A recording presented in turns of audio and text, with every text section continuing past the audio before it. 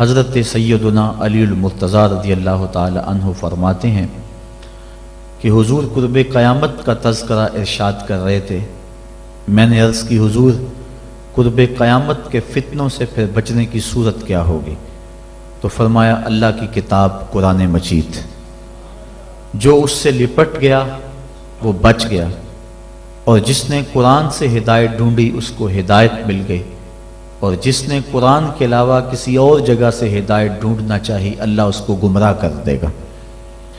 تو یہ قرآن ہدایت کا سر چشمہ ہے، روشنیوں کا منبع ہے، اس کا ایک ایک حرف ایک ایک لفظ صداقتوں پہ مشتمل ہے۔ دنیا کی کوئی کتاب ایسی نہیں جس کے بارے میں یہ دعویٰ کیا جا سکے کہ اس میں غلطی کا امکان نہیں۔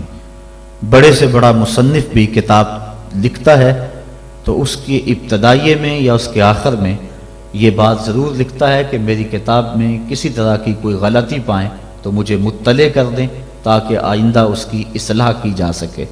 لیکن قرآن وہ ہے کہ کھولو تو پہلی بات یہ ملے گی ذالک الکتاب لا ریب فیہ، کوئی غلطی ہے تو بتاؤ، اس میں غلطی نام کی گنجائش تک نہیں۔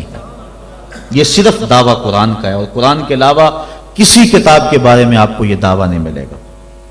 حضرت امام شافعی رحمۃ اللہ تعالی علیہ نے ایک کتاب لکھی اور ایک شاگرد کو کہا کہ اس کو میرے سامنے پڑھو۔ جب اس نے پڑھا تو آپ اس کی کئی غلطیوں پر متنبہ ہوئے کہ اس لفظ کی بجائے یہ لفظ ہوتا تو کیا خوب تھا، اس حرف کی بجائے یہ حرف ہوتا تو کیا اچھا تھا۔ تغیر و تبدل کرتے رہے۔ اگلے دن فرمایا پھر پڑھو، اس نے پھر پڑھا، پھر نئی غلطیوں پر متنبہ ہوئے۔ اس طرح 70 مرتبہ وہ کتاب آپ کے سامنے پڑھی گئی، 70 مرتبہ اس کی غلطیوں پر مطلع ہوئے۔ پھر اس کے بعد فرمایا دا ہو، چھوڑ دو، شافی کی کتاب اس قابل نہیں ہے کہ اس میں غلطی کی گنجائش نہ رہے۔ یہ اعزاز صرف اللہ کی کتاب قرآن مجید کو حاصل ہے کہ اس میں غلطی کی گنجائش اور غلطی کا امکان موجود نہیں ہے۔ یہ صرف کتاب اللہ ہے قرآن مجید کہ جس میں غلطی کا امکان تک نہیں ہے۔ اور دنیا کے بڑے بڑے دانشور، دنیا کے بڑے بڑے ادیب، شاعر، ان کو بطور تحدی یہ کہا گیا اگر اس کتاب میں تم شک پاتے ہو جو ہم نے اپنے بندہ خاص پہ نازل کی تو اس کی مثل ایک صورت ہی لا کے دکھاؤ۔ تو پھر آج تک کوئی نہیں لا سکا، ممکن ہی نہیں ہے۔ ممکن ہوتا تو کوئی ضرور محنت کرتا۔ الاتقان فی علوم القرآن کے اندر امام سیوطی لکھتے ہیں اگر قرآن کی مثل لایا جانا ممکن ہوتا تو بدر اور احد کی لڑائیاں نہ ہوتی۔ سیدھی سی بات تھی کہ قرآن کی مثل لے آتے، لیکن قرآن کی مثل ممکن ہی نہیں۔ اگر کوئی نظم جوڑنے کی کوشش بھی کرے تو وہ بے تکے لفظ ہوں گے۔ قرآن کی معنویت اور قرآن کی عظمت کو کوئی چھو بھی نہیں سکتا۔ جس طرح کہ پچھلے دنوں کے اندر ڈاکٹر شوروش نے الفرقان الحق کے نام سے 7 سال کی محنت سے ایک کتاب تیار کر کے دعویٰ کیا کہ میں نے قرآن کے مقابلے میں یہ کتاب لوگوں کو پیش کی ہے۔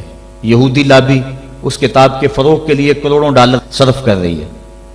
انٹرنیٹ پہ وہ کتاب آپ کو دستیاب ہوگی۔ میں نے بھی اس کی پہلی سورت جس کا نام اسے رکھا ہے سورۃ البسم اللہ، اس کو دیکھا ہے تو مجھے متنبی یاد آ گیا۔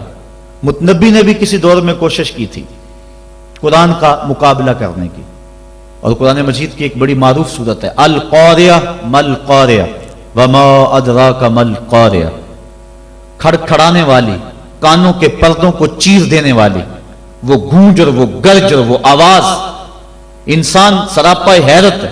پھر کہا مل قاریہ، وہ کڑک کیا ہے؟ انسان پھر بھی سر جھکائے ہوئے، سمجھ، ہوش، خرد، فہم و ادراک سے بالا ہے۔ پھر کہا وما ادراک مل قاریہ، اپنے علم پہ ناز کرنے والے انسان تجھے کیا پتا کہ وہ قاریہ کیا ہے۔ یہ ہے قرآن کا اسلوب۔ اب متنبی نے بھی کوشش کی، اب وہ کہتا ہے الفیل مل فیل وما ادراک مل فیل، اور کہتا ہے میں قرآن کا مقابل لے آیا۔ فیل عربی میں ہاتھی کو کہتے ہیں۔ اب القاریہ ایک چیز رکھی گئی، کھڑکھڑانے والی، کانوں کے پردے کو چیر دینے والی۔